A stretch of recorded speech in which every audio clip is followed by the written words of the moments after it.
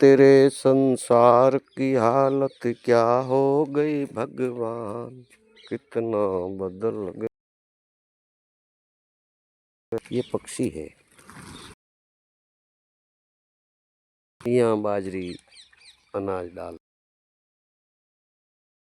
कर आते हैं न खाते हैं, आते हैं न खाते हैं, दो दाना चुगते। लेकिन जैसे कि हम रोज इनको यहाँ डालते हैं, फिर भी इनको भरोसा नहीं है, क्योंकि कोई न कोई इंसान आके इनको पत्थर मार देता है। इसलिए इनका इंसानों से भरोसा उठ गया है। ये समझते हैं सारे इंसान एक जैसे हैं। ये मोर है, यहाँ करीब 100 मोर बैठे हैं इधर उधर, लेकिन इनको फिर भी भरोसा नहीं है कि सारे इंसान एक जैसे। ये देखिए, ये देखिए, तो ये किसी भी इंसान पर भरोसा नहीं कर रहे हैं। क्योंकि मैं इनको पानी पिलाता हूँ, इनको दाना डालता हूँ, तो मुझे देखकर ये चुगा चुगी करते हैं, लेकिन मेरे पीछे कोई एक आध इंसान आ जाता है, सीधा आके इनको पत्थर मारता है या आवाज़ देता है हुई करके। ये देखिए कबूतर गटर गूं इसमें करते हैं, कैसे बड़े मज़े से रहते हैं। ये इनका रेसिडेंट है, इनके लिए यही करोड़ों का बंगला है। ठीक है, ये अनाज पड़ा है, दुनिया भर का अनाज आते हैं और बेचारे खाते हैं। ठीक है, लेकिन इंसान पर ये भरोसा नहीं करते, क्योंकि बड़ी संख्या में इनका शिकार होता है।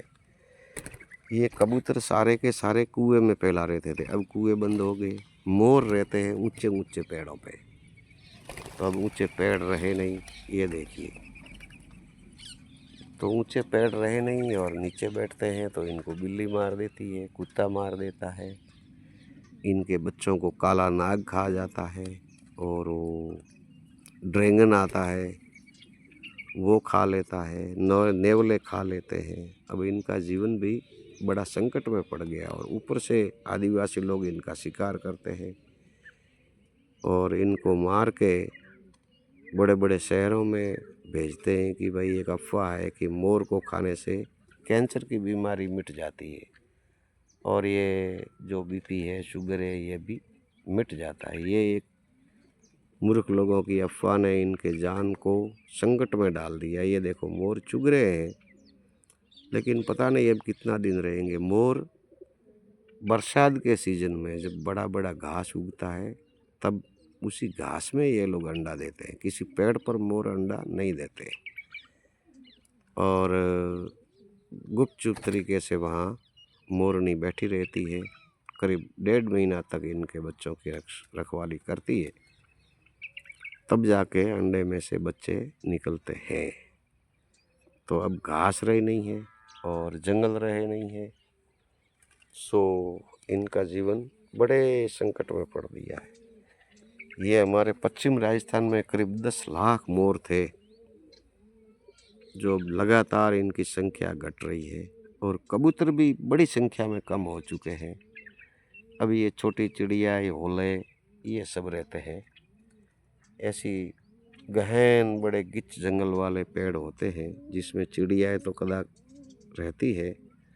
इनके भी घोंसले के लिए पहले कच्चे घर रहते थे, वो घास फूस के रहते थे, उसमें ये चिड़ियाएँ क्या करती थी, घोंसला बनाती थी। अब गांव के गांव शहर बन गए हैं, तो इनको भी बड़ी दिक्कतें हो रही है। घरों में ये घोंसला बना नहीं सकती, और पेड़ों पर अन्य जीव इनको रहने नहीं देता है। चिड़ियाओं के बच्चों को कौवे खा जाते हैं, चील खा जाते हैं, चिपकली खा जाती है, नाग खा लेता है।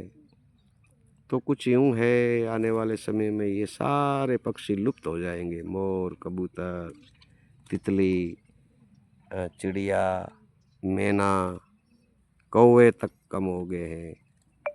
तो भविष्य में एक समय ऐसा आएगा, क्योंकि हम सारे जानवरों को, पक्षियों को खा लेंगे, केवल हम इंसान रहेंगे। तो सोचो ज़रा इंसानों, सोचो, और इन पक्षियों का थोड़ा ख्याल करो, इन्हें जीने दो, और इनके लिए थोड़ी चिंता करो। ये है तो हम भी है, भगवान इनके लिए बरसात बरसाता है, इनके लिए घास उगाता है, इनके हिस्से का अनाज भी हमें देता है। अगर हम स्वार्थी और मतलबी हो गए और इनका हमने ख्याल नहीं किया तो ईश्वर भी हमारी ओर से आंखें मूंद लेगा। घोर संकट में इंसानी जीवन पड़ जाएगा साथियों, आप मेरा कहना मानो और हर गांव में ऐसा पंछी घर बनाओ। हमें कहो, हम बना कर देंगे। हमारे से आप कांटेक्ट करोगे ना तो हम आपको बना कर देंगे। 9166295477 हमारा नंबर है, ठीक है ना। तो हमारे पास आदमी भी है, ये 5-6 लाख में होता है, कोई ज़्यादा लंबा पैसा भी नहीं लगता है।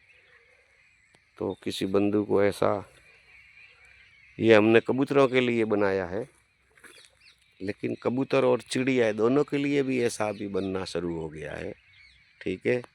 जय श्री राम, जय हिंद, भारत माता की जय।